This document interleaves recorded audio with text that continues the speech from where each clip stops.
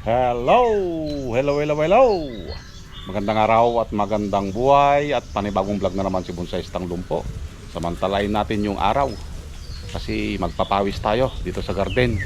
So ito yung ating gagawin ngayon. Magtitrim lang tayo ngayon. Okay? So kung maalala nyo to, ito yung bonsai na pinakapit natin sa bato. Yan. After nating trim noon at maayusan, ganito na ulit yung kanyang itsura. So ang tanging gagawin lang natin dito is i-trim natin yung mga sanga na hindi na natin kailangan, okay, para kumapal pa ng kumapal. Okay, so let's start. Trim lang muna tayo para yung mga mahihinang sanga ay humabol. Kailangan nating pahinain yung malalakas, lalong lalo na sa mga nasisinagan ng araw katulad nyan. So pinakamahina dyan na part ay yung lower part. Ang pinakamalakas naman dyan, yan yung nasa taas. Yan yung mga ginugupitan natin. Huwag na nating antayin na mag-getting wild. Agoy. So pinutol na natin para kumapal din yung kanyang mga sanga. At the same time, yung nasa lower part na kailangan nating i-wire ay lumakas. Okay? So mayroon ditong sanga dito na pinapalakas pa natin. So kung nasundan nyo yung kwento nito, makikita nyo yung kanyang pagbabago. Yan. So halos makapal yung kanyang mga sanga, unlike before na bago natin pinakapit sa bato. Okay? So enjoy lang sa panonood hanggang sa matapos nating gupitan at ayusan ito.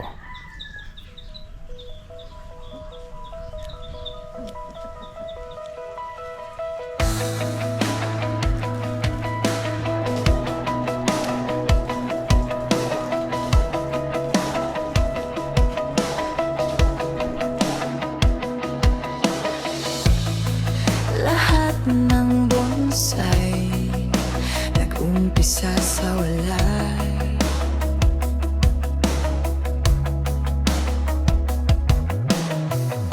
Tahimik sa paso, nakahimlay sa mesa.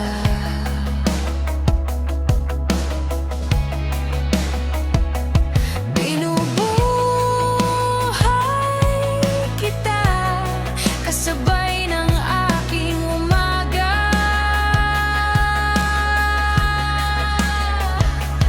Dahan-dahang pag-aruga sa bawat dahon na makita.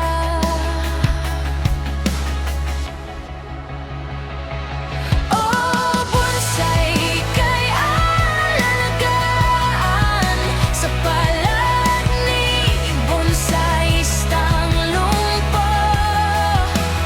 Bawat tali ng alambre, bawat pihit ng sanga, may sariling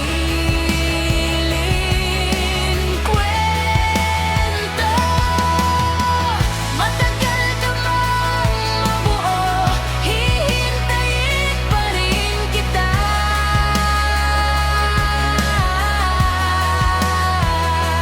Bubuhayin, aalagaan kita sa palad ko,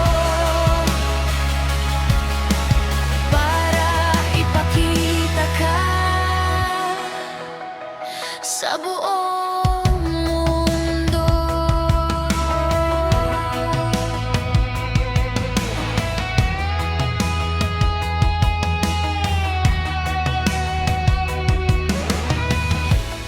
Sumibol ang sanga, parang bagong pag-asa.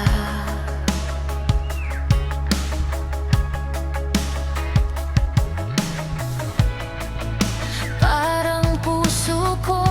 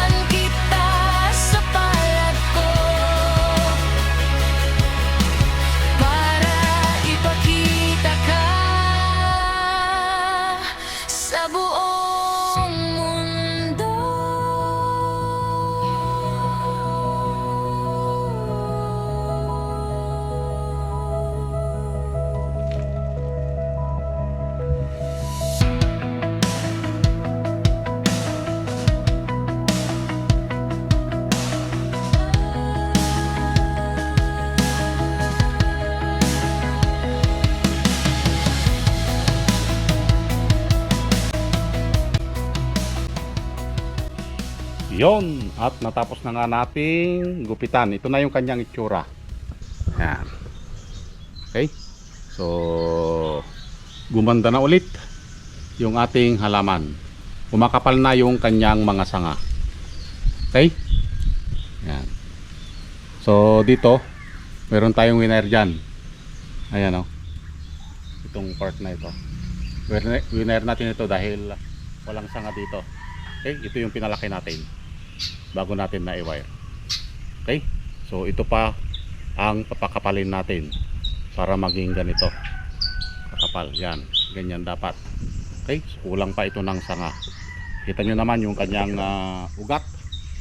Yan, mula baba hanggang dun sa taas. Pinakapit natin yan sa bato noon. Yun. Okay? So ito ay ugat ng mulabi pero naigrap sa tugas. Yan. Okay, so maganda ito kapag ito ay nailagay sa tamang lagayan. So pansamantala lang muna, nasa training pot pa lang siya. So later on ililipat natin sa tamang pot. Okay, hindi muna natin ginalaw. Buuin muna natin dito. Matagal magbuo, madali lang maglipat. Isang araw lang nailipat na yan sa tamang lagayan. Okay? Para hindi manghina yung ating halaman. Okay? So maraming salamat at nasamahan nyo na naman si Bonsai Stang Lumpo. Hanggang sa muli. Bye bye.